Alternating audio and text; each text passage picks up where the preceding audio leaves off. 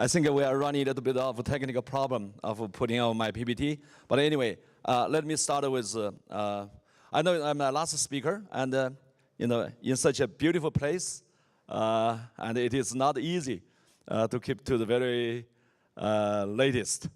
My name is Wei Sun. I'm the General Manager of Educational Business Division of HTC VIVE. What we have been doing in the past year or so is that we're focusing on university and college education to start with.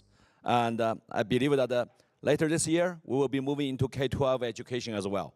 So today, I will be sharing with you about our VR application, okay, VR application in education, especially in university and college setting. I think we have to first have to look at it. What are the pain points of university professors and chairs and the students are suffering so far today?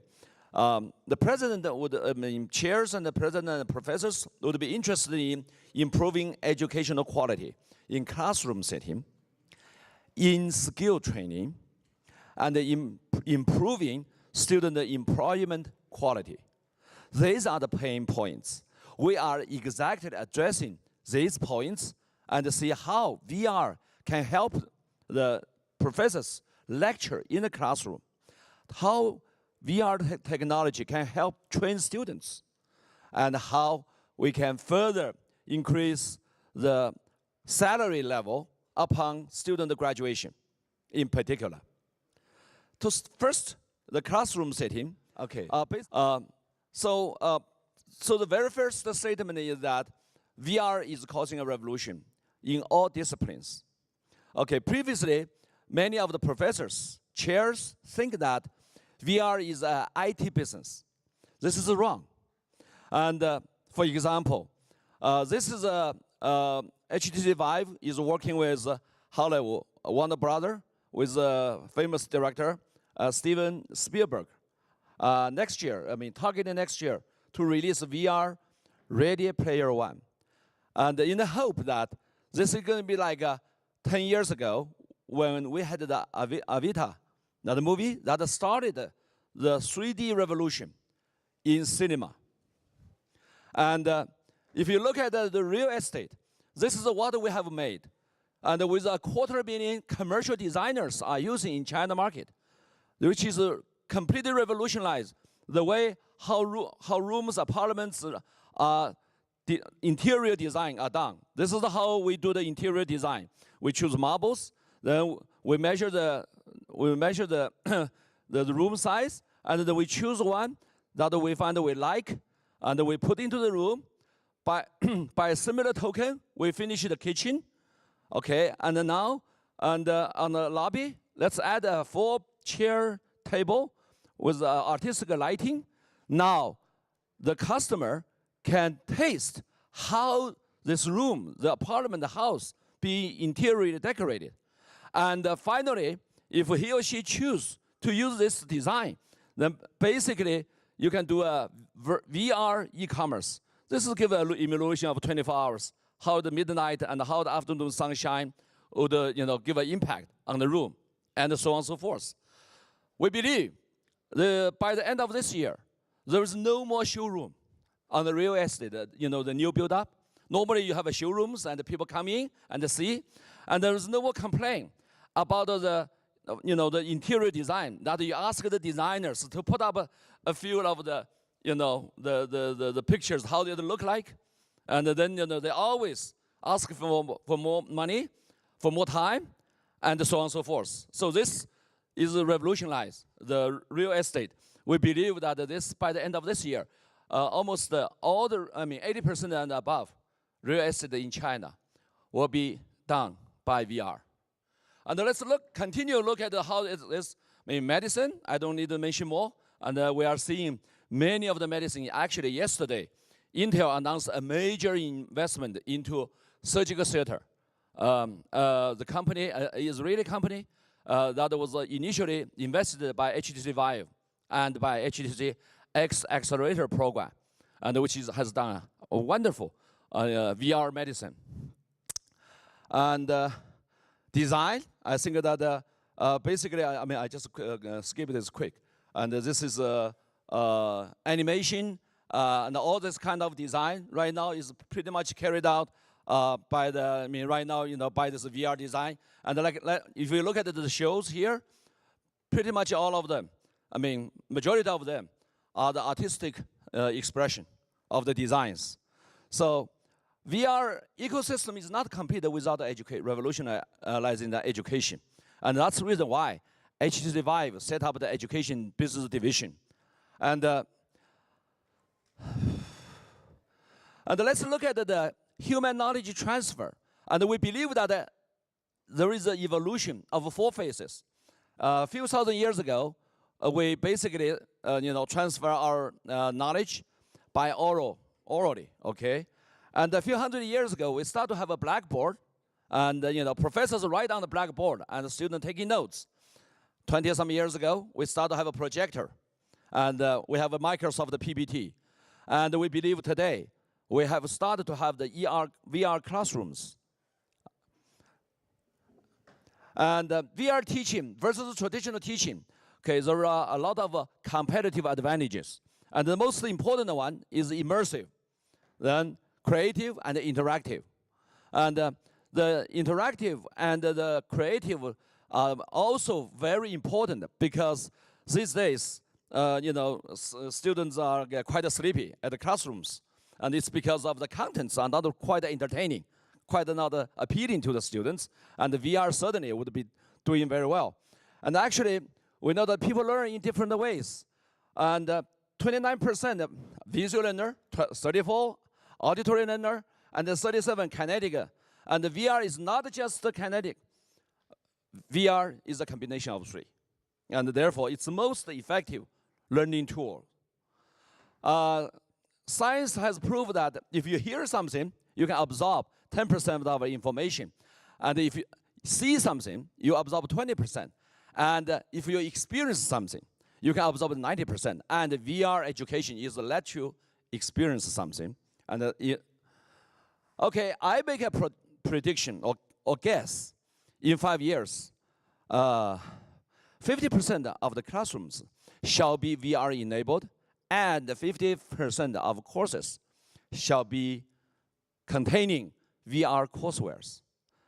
And I think that, by the way, that we are seeing that how VR is being adopted, and we are quite confident, and this is pretty much the trend. Okay, and VIVEDU, we have designed a patent-protected VR classrooms. And basically, the intention is to let the professors to teach difficult concepts by using VR coursewares. Like a MOOC, the online education, we don't think that, it is right to let the students to use VR all class. And just for difficult concepts, and each use is just for explaining one difficult concept. And typically, in a few minutes, not exceed 10 minutes. And that's what we believe. Based on our, now, we have done a few classes so far, that is completed with VR coursewares. And if you have the interest, we probably can communicate, okay? And by the coming fall semester of this year, we would have completed about 20 courses that would be widely adopted by the universities for the freshman students, and also for the second year as well, okay? And this is, okay, now, for skill training, we have designed the patented class of classrooms like this. And basically, we have designed right now about 10 killer applications. And we are accumulating 1 to 2 per month through third-party partners. Under the high risk, high cost, high difficulty, macro, micro, these are the only possibilities for VR solutions. Because, by ordinary solution, it is not possible. And let me show you some of those applications. For example, this is a skill training for painting. And without paint, a single drop of paint, and the student can be trained as a sophisticated painter. As you can see that if you stay a little bit longer, and there is the fluid dynamics built in there, this gives you a completely the same feeling of everything the same. The right-hand side below here, that is basically a heat map that shows on the right-hand side and on the below, the red indicates too thick because the painting is not too smooth. This is by timeline. We are showing that the horizontal, we are showing that all the data, how you are doing the painting. Then basically by big data, the system can teach you, and better than a master that is just sitting next to you. Okay, and this, to be a good painter, that it has to be vertical to the surface. So this shows what is the derivation on the horizon, on the vertical side. Okay, this shows that the nozzle of the painting must be of the same distance to the surface. This shows how you are doing. This is too far away. Okay, and also you need to maintain the constant speed. Okay, for all the painting. And now this shows this is too slow. But anyway, so basically, if you gain high points, this is 17 over 10, 100. This is terrible. Okay, first time painter. Okay, now by knowing that he or she is not doing right, then basically you can train on the system until that he's getting like 90 points. Training students through VR system, actually, this is not new. About 100 years ago, 50 years ago, all the pilots pretty much are required to be trained on the simulation system. Before you basically passed certain grades, then you can do the real flight.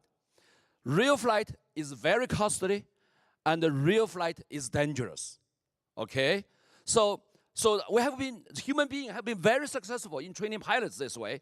Why don't we do this in education, in other disciplines, like painting? It is difficult to put a painting shop anymore. Number one, in order to do the paint, you need to vaporize the paint, and that is poisonous. So you really need to have a mask. Okay? Number two, if many students are simultaneously doing the painting and vaporizing the paint, then it might be reaching an explosive point. Number three, paint is very expensive. Number four, the stuff being painted is expensive. Number five, the time scheduling is difficult because you need to get the paint fetched. Okay, you need to get the fan and the electrician and the teachers on site. Everybody be on the time, but this can be done anytime, in the lab. Okay, and number six, even there is a master sitting next to you, and he or she cannot be as good as my system. Okay, and number seven, the initial investment to set up the painting workshop is huge, is high. Okay, and number eight, the operational and maintenance cost is huge. Okay, so basically by all these metrics, I think there are a dozen of the metrics. VR solution is beating the traditional solution. The consequence is, of course, VR solution is causing a revolution. There is no other options. You will be choosing, not choosing the VR in order to do this. Okay, let's continue look at another one. This is wedging. Actually, wedging is a very sophisticated skill that is widely needed. And again, our target is to train a student to be a sophisticated, engineer in wedging without doing a real, one rod, with doing real, one rod at all. Look, there's no sound. There should be, virtual reality cheat your eyes. So basically, the system is going to cheat you everything. It even cheat you on the smells. We're going to, remitting the smell of wedging, and we also will let you feel the heat that when you are on, because then you're going to have a little bit of heat on your face that you can feel it. So nose, so basically, it cheats on everything. Okay, the VR first cheats on your vision, right? And that's the most important thing. And similarly, we do all the big data analysis on this and help you on that. And actually, this system right now are being adopted as a certification standard in China. That means, students trained by this system can receive certificate, and so as to practice, in the engineering fields. And so this is really, really causing us, this is a skill training, causing a, okay. Now that's what I mean. If you compare this VR solution versus traditional solution, by all the metrics, I mean, basically, VR solutions are beating the traditional one, and therefore this is a revolution. Okay, and basically, my division is a newly founded division, and as I explained to you, that we are now focusing on university and the colleges, and further, we are focusing on how we can support the professor teach in the classroom by VR courseware. And by this 4 months later, we will be completing 20 courses. I mean, that's called the elective courses that are widely adopted by universities and colleges. And now on the second avenue, that we have the skill training applications, VR solutions. And right now we have about 10 killer applications. What do we mean by killer applications is that by all metrics, VR solution is beating the traditional one, okay? And we are now accumulating at the speed of 1 to 2 per month killer applications. So we will soon, by the year end, we're going to probably have 1 to 2 dozen killer applications in various areas. And number 3, on the third stream, we are setting up a dozen of VR enabling infrastructure labs to help professors to conduct VR research. I have seen many of the professors are conducting VR researches, but they are not well supported by those infrastructure labs. So we do have, right now, we do have right now a dozen of them, and also the number of the supporting labs are gaining, and probably at 1 per month. And I hope that in the down the road, and you check with us and for your needs, and we will be very glad to work with you. Right now, we are mainly, my office right now mainly stationed in Beijing and Shenzhen in China. We started with the China market first, and we probably now move to the international market by the end of this year. Any question? Thank you. So very interesting, Dr. Su. Well, I have to confess, because not maybe many people know, I came and visited your lab in Beijing, and it was very impressive. It's definitely very impressive when you do it yourself, and a lot of things that you showed are amazing. I just have one question. There is one part I'm not sure I completely grasp in the vision. I like very much this story of education 2,000 years ago, oral, 200 years ago, blackboard, 20 years ago, PowerPoint, and then today. But there is, let's just add, even if it is not very true, the date, 2 years ago, right? To just drop one more zero. Right. There was MOOCs, these massive online courses.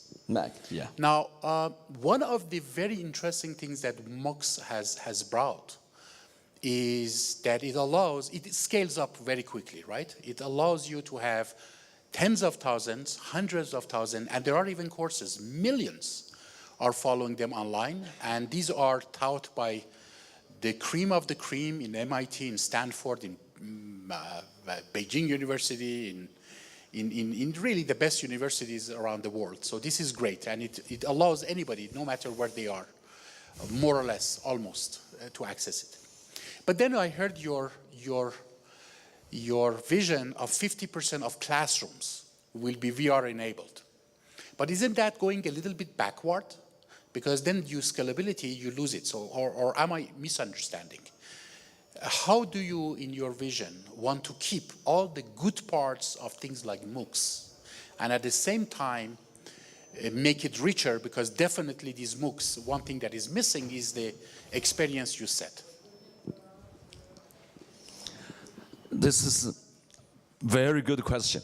And actually, the things that I have been only given like 15 minutes or 20 minutes, so I briefed that part. It is MOOC, in the past few years has been quite fashionable, but it also was quite challenged, okay? I think that VR is going to be different from MOOC, that an immersive education is absolutely necessary in many circumstances, not in all circumstances, okay? But for difficult questions, for difficult concepts, immersive VR is, is the best. Nothing else can beat it. Now, in order to give you a sense of how I interpret the classroom, a VR classroom can be utilized in a classroom setting, instruction, let me give you a sample. I'm going to give you a 45 minutes typical lecture. One class typical is like 45 minutes in all the universities, right? Don't worry, it's not going to be that long. This is going to be only a few minutes. Only a few minutes. Let me show you how a professor should, okay, just a few minutes, answer this question. How a professor can teach a class in a VR setting. Now, I'm an art professor now, okay? Okay, good afternoon, folks. Our first this is about arts appreciation, okay? And our first lecture, we talk about the French Monet, about the Impressionism. Today, this is the second lecture, let's talk about the Post-Impressionism and by Van Gogh, represented by Van Gogh. In order to talk about this Post-Impressionism, we have to talk about this Paul Gauguin. Paul Gauguin knew Van Gogh in a French art show, and then they become best friends, okay? And then they decided to go to the French art, the cafeteria, in the open air cafeteria in French, in Southern French. All right, this is by Van Gogh. This is a famous painting by Van Gogh. Okay, and this is what is inside that cafeteria. Gauguin and Van Gogh spent 62 days, and Van Gogh made 190 paintings. Many of them are the world famous paintings. Okay, very productive. Okay, during the 62 days. All right, my folks, please put on your VR glasses, and let us go back 200 years, and let us explore how this cafeteria look like, feel like. And secondly, please identify 5 self-portraits of Van Gogh. And thirdly, please find where, the world-famous sunflowers. Okay, we cannot do a video.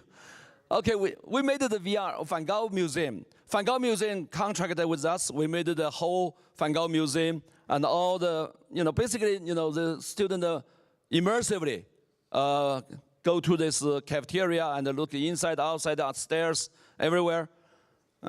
Gosh, we are letting the student a few pieces of VR courseware, and so that they understand all these paintings and how this painting come from. But I cannot show you, and unfortunately, can we? Oh, okay, all right. So there's no sound. There is a sound. There is a sound accompanying this. So this is basically. Don't worry. Just don't worry. Okay. These are all the famous paintings by Van Gogh. Okay. So this is the interior of the cafeteria. Of course, in the post-impressionism, the strong colors and the like. Going upstairs, and we see the chairs. And that's also the famous painting by Van Gogh. Okay, and that's Van Gogh's self-portrait. And here, is,